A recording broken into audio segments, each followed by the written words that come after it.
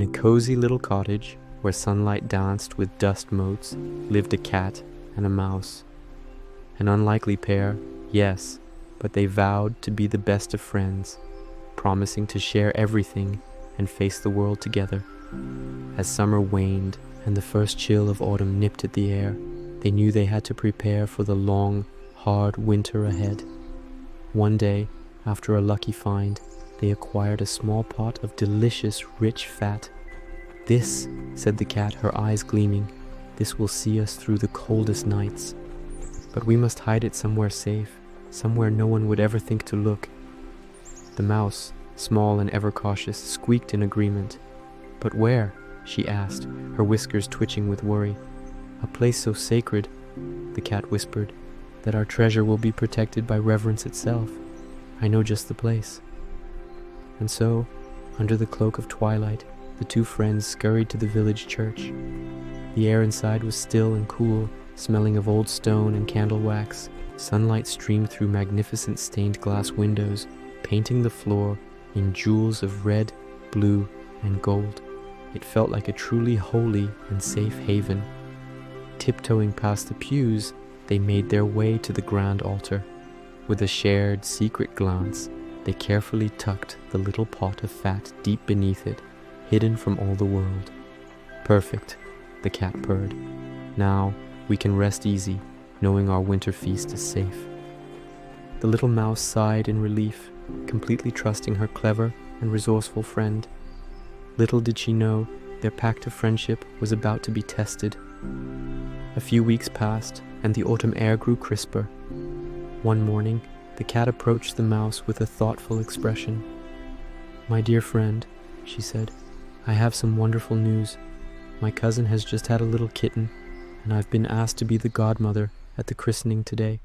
I simply must go, but I'll be back by evening." The mouse, ever so good-natured, was delighted for her. "Of course you must go. Give my best to your family," she chirped, and happily went about her chores, humming a little tune as she swept the floor. But the cat wasn't heading to any family gathering. She slipped through the quiet alleys, her paws silent on the cobblestones, her path leading directly back to the church.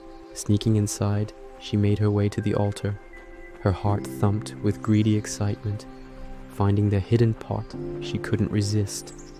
She dipped her tongue in and licked off the entire top layer of fat, that creamy, delicious skin that had formed on it.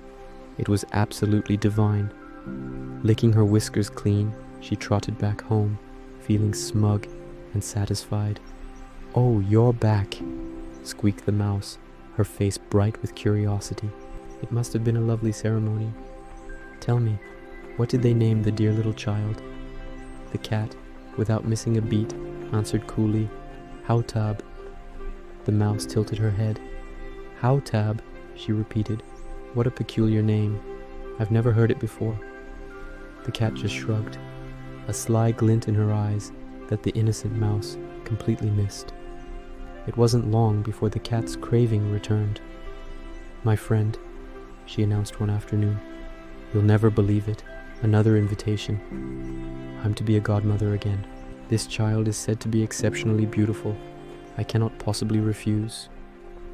Once again, the trusting mouse wished her well and watched her go. And once again, the cat's shadow slinked through the moonlit streets toward the silent church. She found the pot and greedily devoured a huge portion, eating it right down to the halfway mark. She then spent the rest of the afternoon sunning herself on a rooftop, lazily grooming her fur, the taste of the stolen fat still on her tongue. When she returned home, the mouse was waiting eagerly. "Another christening," she said. "Your family is certainly growing. And what was this little one's name?"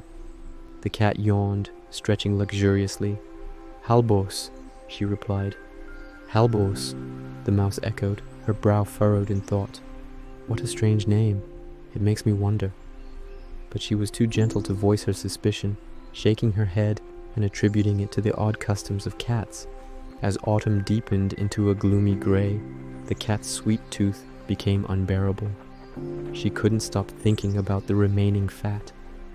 "Good things always come in threes," she declared to the mouse one afternoon. I've been asked to be a godmother for the 3rd time. This kitten has black fur with little white paws just like me. It's an honor I must accept." The mouse sighed. Hautab, Halbos. They are such odd names. It gives me pause, she said softly. "Oh, you." The cat chuckled dismissively. "You just sit at home in your little gray coat, thinking strange thoughts. It's because you never go out." And with that, she was gone. This time, she didn't hold back. She scurried to the church, found the pot, and finished every last bit. She licked the pot clean until not a single crumb remained. She returned home late in the night, her belly full and her heart content. The mouse, as always, asked the name. "It probably won't please you any more than the others," the cat said with a grin that gleamed in the firelight. "He was named Ganzaus." The mouse repeated the name softly, a flicker of doubt in her heart, but she said no more. From that day on, the cat received no more invitations. Winter finally arrived, blanketing the world in a thick layer of snow and ice. Food became scarce, and soon there was nothing left to eat in the little cottage. The cold seeped into their bones as they huddled by a dying fire, their stomachs rumbling with hunger. The mouse shivered, but then her face brightened with a spark of hope. "My friend," she exclaimed, "we can go and fetch our winter supply. The pot of fat we hid in the church will save us." The cat, who knew exactly what they would find, gave a sly, knowing smile.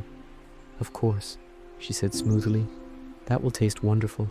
Together, they braved the biting wind and made their way to the cold, silent church. They crept under the altar to the spot where they had hidden their treasure. The mouse reached for the pot, her little heart pounding with anticipation. But when she lifted it, it felt light, frighteningly light. She peered inside. It was empty, completely, utterly empty, and licked clean. In that moment, everything clicked into place.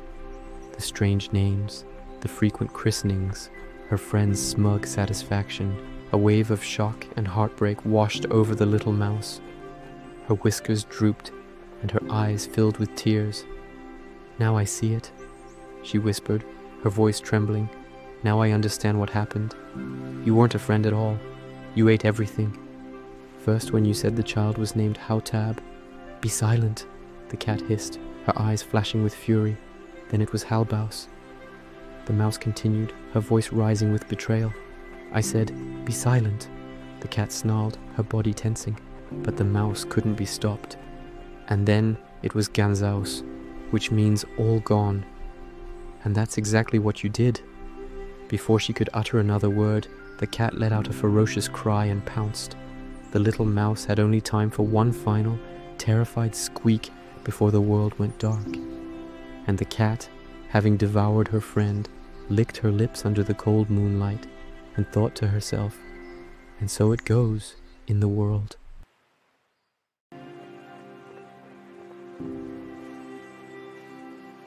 Thank you for watching. It's a dark tale, but one that reminds us to choose our friends wisely. If you enjoy the fairy tale Cat and Mouse in Company, then give us a thumbs up and subscribe to our channel for more enchanting stories. Thanks for watching, and we will see us here at Grimm Reborn.